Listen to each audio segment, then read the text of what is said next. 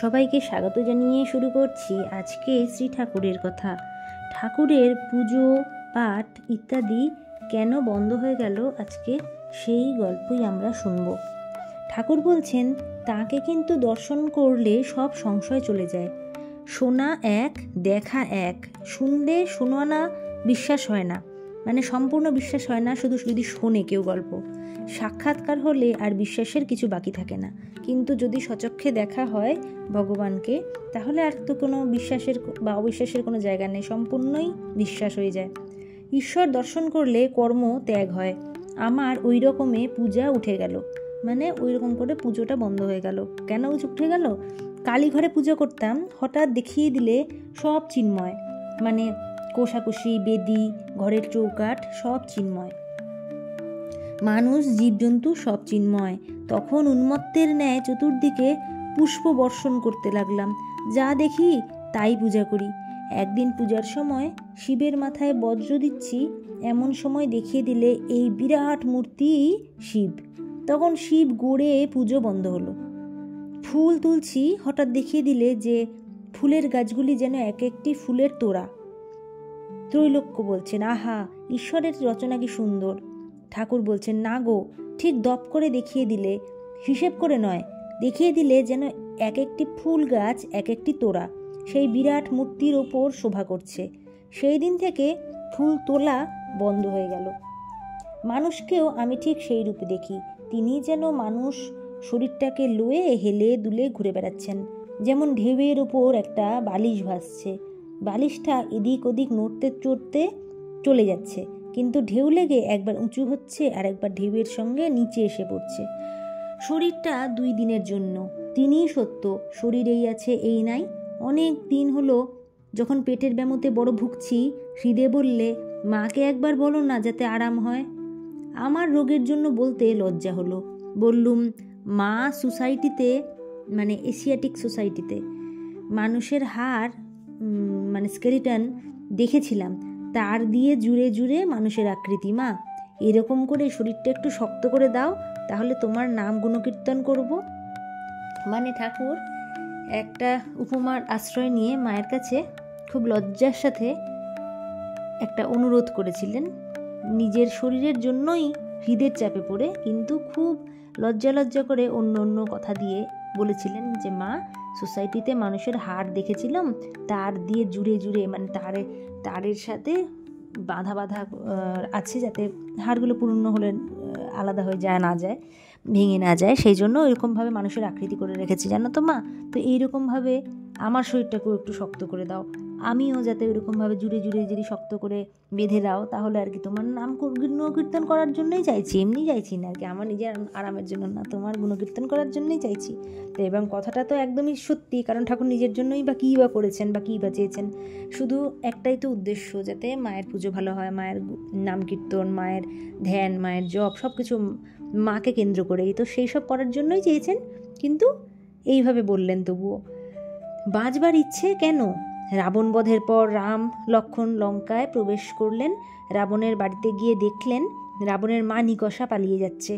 লক্ষ্মণ আশ্চর্য হয়ে বললেন, রাম, নিকষার সবংশ নাশ হলো, তবু প্রাণের উপরে এত টান? নিকষাকে কাছে ডাকিয়ে রাম বললেন, তোমার ভয় নাই, তুমি কেন পালাচ্ছিলে? নিকষা বললেন, রাম, আমি সেজন্য পালাই নাই, বেঁচেছিলাম বলে তোমার এত লীলা দেখতে পেলাম, যদি আরও বাঁচি তো আরও কত লীলা দেখতে পাবো, তাই বাঁচবার স্বাদ। বাসনা না থাকলে এ শরীর ধারণ হয় না। তারপরে হেসে ঠাকুর বললেন, আমার একটি আধটি স্বাদ ছিল, বলেছিলাম, মা, কামিনী কাঞ্চন ত্যাগীর সঙ্গ দাও, আর বলেছিলাম তোর জ্ঞানী ও ভক্তের সঙ্গ করব, তাই একটু শক্তি দে, যাতে হাঁটতে পারি, এখানে ওখানে যেতে পারি। তা হাঁটবার শক্তি দিলে না কিন্তু। ত্রৈলোক্য সহাস্যে বললেন, স্বাদ কি মিটেছে? ঠাকুর সহাস্যে, একটু বাকি আছে। সকলের হাসি। শরীরটা 2 দিনের জন্য। হাত যখন ভেঙে গেল, মাকে বললুম, মা, বড় লাগছে। তখন দেখিয়ে দিলে গাড়ি আর তার ইঞ্জিনিয়ার। গাড়ির একটা আধটা স্ক্রু আলাদা হয়ে গেছে। ইঞ্জিনিয়ার যেরূপ গাড়ি চালাচ্ছে, গাড়ি সেইরূপ চলছে, নিজের কোনো ক্ষমতা নেই।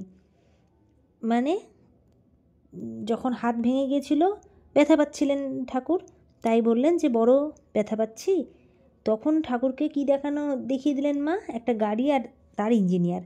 মানে গাড়ির যেমন একটা স্ক্রু খুলে গিয়েছে বা আলগা হয়ে গেছে, সেই স্ক্রুটা তখন লাগানোর মতো আর অবস্থায় নেই, তখন ইঞ্জিনিয়ার খুব কায়দা করে গাড়িটা চালাচ্ছেন, আর ঠিক যেভাবে চালাচ্ছেন সেভাবেই গাড়ি চলছে। নিজের যে কোনো ক্ষমতা সেরকম কিন্তু কিছু নেই, আলগা স্ক্রু হয়ে গেলেও পুরোপুরি ইঞ্জিনিয়ার উপরের ভরসা করেই কিন্তু গাড়িটা চালানো হচ্ছে। তো তখন ঠাকুরকে বুঝিয়ে দিলেন যে আর কি সেইভাবে কিছু করা যাবে না, যেমনভাবে চালাচ্ছেন মা সেভাবেই চলবেন। তবে দেহের যত্ন করি কেন? ঈশ্বরকে নিয়ে সম্ভোগ করব, তার নাম গুণ গাইব, তার জ্ঞানী ভক্ত দেখে দেখে বেড়াবো। এই সময় কিন্তু স্বামীজি অর্থাৎ নরেন্দ্রনাথ মেজের উপর তার সামনেই বসে আছেন, আর ঠাকুর ত্রৈলোক্য অন্যান্য ভক্তদের প্রতি বলছেন, দেহের সুখ দুঃখ আছেই, দেখো না নরেন্দ্র বাপ মারা গেছে, বাড়িতে বড় কষ্ট, কোনো উপায় হচ্ছে না, তিনি কখনো সুখে রাখেন কখনো দুঃখে। ত্রৈলোক্য, আজ্ঞে ঈশ্বরের নরেন্দ্রের উপর দয়া হবে। ঠাকুর সহাস্যে, আর কখন হবে? কাশীতে অন্নপূর্ণার বাড়ি কেউ অভুক্ত থাকে না বটে, কিন্তু কারু কারু সন্ধ্যা পর্যন্ত বসে থাকতে হয়। হৃদে, শম্ভু মল্লিককে বলেছিল আমায় কিছু টাকা দাও। শম্ভু মল্লিকের ইংরেজি মতো সে বললে, তোমায় কেন টাকা দিতে যাব? তুমি খেটে খেতে পারো, তুমি যা হোক কিছু রোজগার করছো, তবে খুব গরিব হয় সে এক কথা, কি কানা খোড়া পঙ্গু এদের দিলে কাজ হয়। তখন হৃদে বললে, মহাশয় আপনি উটি বলবেন না, আমার টাকায় কাজ নাই, ঈশ্বর করুন যেন আমায় কানা খোড়া অতি দারিদ্র্যের এসব না হতে হয়, আপনারও দিয়ে কাজ নাই, আমারও নিয়ে কাজ নাই। ঈশ্বর নরেন্দ্রকে কেন এখনও দয়া করছেন না? ঠাকুর যেন অভিমান করে এই কথা বলছেন।